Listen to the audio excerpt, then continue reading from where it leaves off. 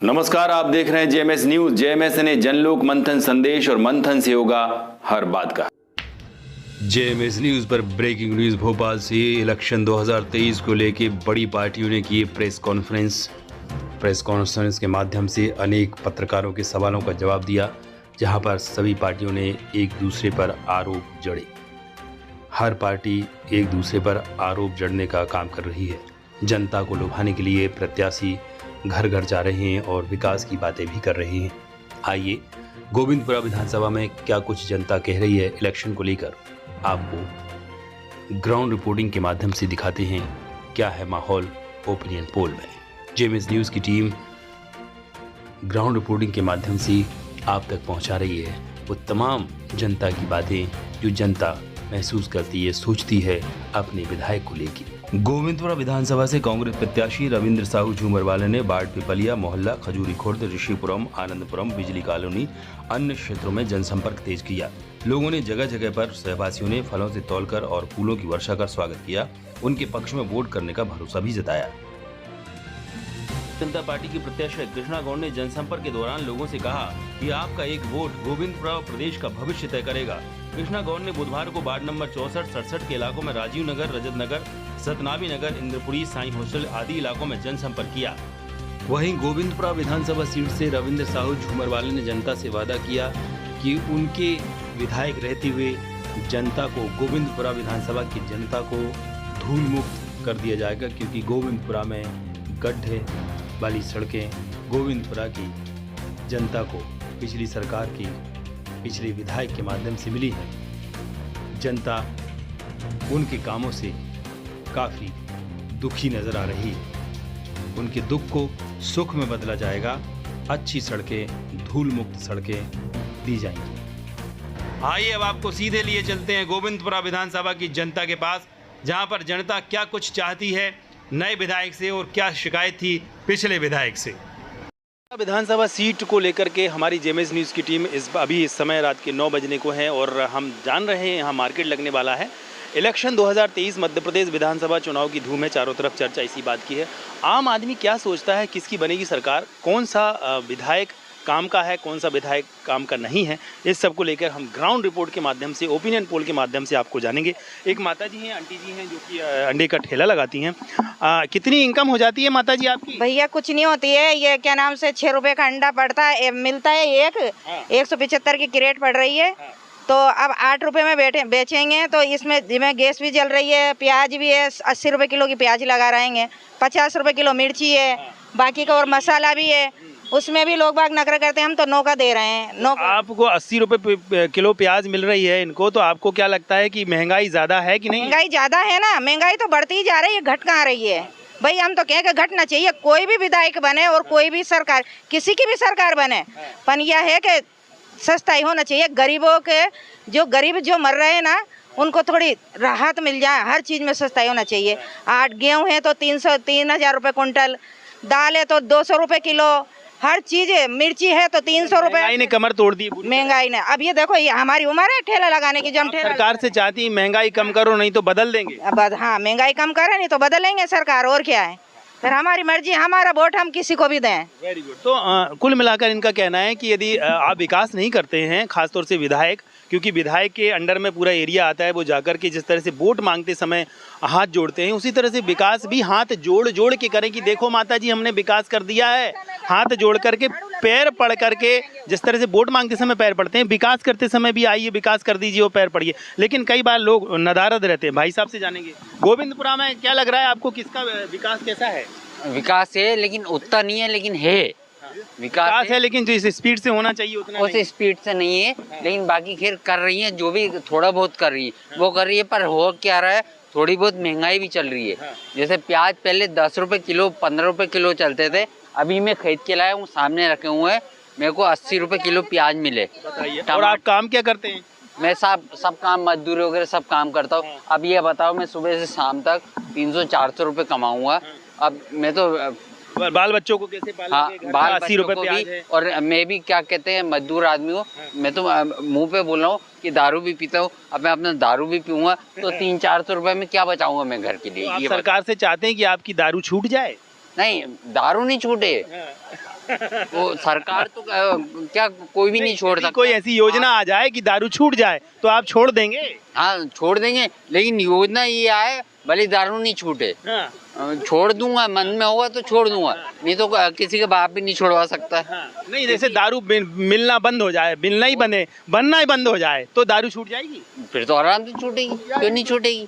हाँ बस ये शिवराज जी का लग रहा है कि वो कुछ और बन जाएंगे, लेकिन उनकी जगह पे शायद नरोत्तम मिश्रा जी या विश्वास सारंग जी, उन दो में से कोई बनेगा। तो ये एक मजदूर वर्ग भी ये समझता है, जो बड़े बड़े दिग्गज समझते हैं कि शिवराज, भारतीय जनता पार्टी में जो है शिवराज इस बार शायद सीएम चेहरा ना हो, कोई और हो। जब ये व्यक्ति समझ रहे हैं तो बहुत सारे लोग भी इस बात को समझ रहे होंगे।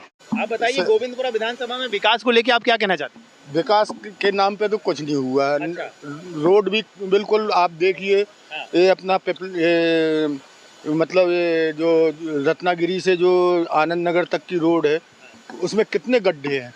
यहाँ से देखिए, यहाँ से भी अगर जाते हैं रत्नागिरी तो बहुत गड्ढे हैं। कुल मिलाकर गड्ढों से भरा हुआ है गोविंदपुरा विधानसभा। बिल्कुल। और तो मैडम आकर के क्यों नहीं बनवाती हैं? इतना संपन्न है, पिछले 50 सालों से इनकी सीट है, तो विकास क्यों नहीं करती हैं? वो तो वोटिंग जब होती है तभी उनको ध्यान आता है कि हमारा क्षेत्र है भाई, और हमारे जो है जो वोटर हैं हमारे हैं। अरे वोटर तो हमारे हैं, वो तो ठीक है, लेकिन काम भी तो करो ना कुछ। काम कुछ नहीं किया हो तो भी ये फिर इतना सारा जो बजट रहता है लीपा पोती हो जाती है। गौर साहब 9 विधानसभा चुनाव जीते हैं, उनने क्या किया गोविंदपुरा के लिए? कुछ नहीं किया। तो ये बार बार जनता आखिर जिता कैसे रही है उनको जब कुछ नहीं किया? ये क्या है कि बीजेपी की लहर है यहाँ पे। गोविंदपुरा में आप किसी को भी खड़ा कर दो, अगर मैं भी खड़ा हो जाऊं ना बीजेपी के टिकट आप भी जीत जाओगे तो जीत जाऊंगा मैं। क्या लग रहा है किसकी बनेगी, कौन जीतेगा, कांग्रेस या बीजेपी? अभी कुछ कंफर्म नहीं है। हाँ, अभी फिलहाल कुछ कंफर्म नहीं है। अभी कुछ कंफर्म नहीं है। हाँ, कारण क्या है? आपको क्या विकास कुछ ऐसे कमी नजर आती है पिछली विधानसभा में जो विधायक रहे?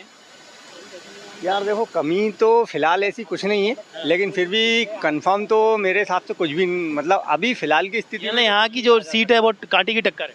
हाँ, अभी फिलहाल तो ये मान के चलोगे एक टक्कर के तौर पे ही है। अच्छा, कहाँ से आए हैं? शिवम तोमर। अच्छा, मुरैना से। मुरैना से? जी सर। अरे फिर तो मुरैना तो नरेंद्र सिंह तोमर जी का एरिया है। जी, हम भी तोमर हैं। जी, क्या लग रहा है वहाँ पर? हमारे यहाँ तो बीजेपी आएगी। अच्छा जी, नरेंद्र सिंह तोमर जी जीतेंगे? हमारे यहाँ नरेंद्र सिंह तोमर जी जीतेंगे बीजेपी के। बीजेपी जी। सरकार से आपको क्या शिकायत है? हमको कोई शिकायत नहीं है, मतलब बीजेपी ने बहुत कुछ अच्छा किया हमारे लिए। तो महंगाई को लेके क्या कहना चाहते हैं?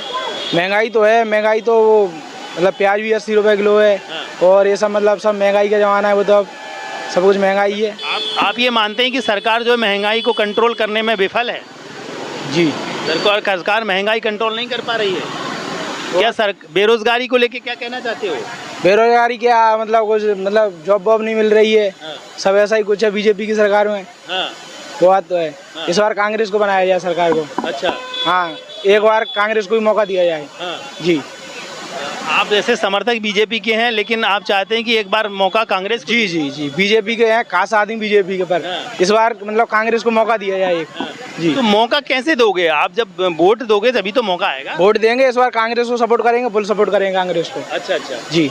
तो कुल मिलाकर ये है कि बीजेपी का आदमी भी जो है कहीं ना कहीं विकास को लेकर, बेरोजगारी को लेकर और सबसे बड़ी बात महंगाई को लेकर दुखी है। तो कहीं ना कहीं वो भी परिवर्तन की आस की ओर दौड़ रहा है। आइए आगे बढ़ेंगे। महंगाई तो होगी साहब, महंगाई तो जाने वाली है नहीं है। घर को चलाती हैं गृहिणी लोग, घर को चलाती हैं, इनसे जानेंगे कि मैडम आपको क्या लगता है कि महंगाई को लेकर क्या कहना चाहते हैं? हम तो भैया ये कहना चाहते हैं कि है ना, कोई भी जीते महंगाई कम करवा दीजिए। तो आप कोई भी जीते, कि आप जिसको जिताओगे वही जीतेगा है? आप क्या कह सकते हैं भैया? गोविंदपुरा विधानसभा से कौन आ रहा है? रविंद्र साहू झूमरवाला या कृष्णा गौर? कृष्णा गौर आ रही हैं।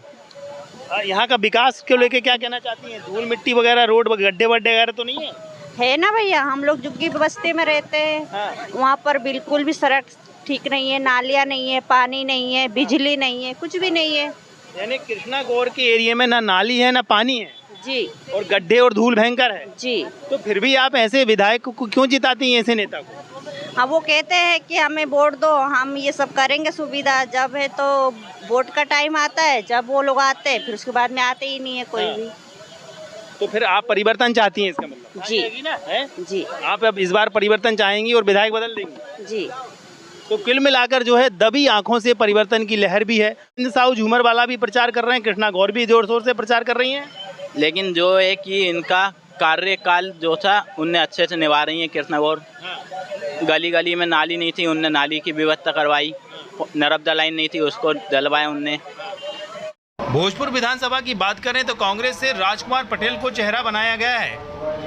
राजकुमार पटेल पहले भी कांग्रेस पार्टी में मंत्री रह चुके हैं और एक संपन्न परिवार से आते हैं।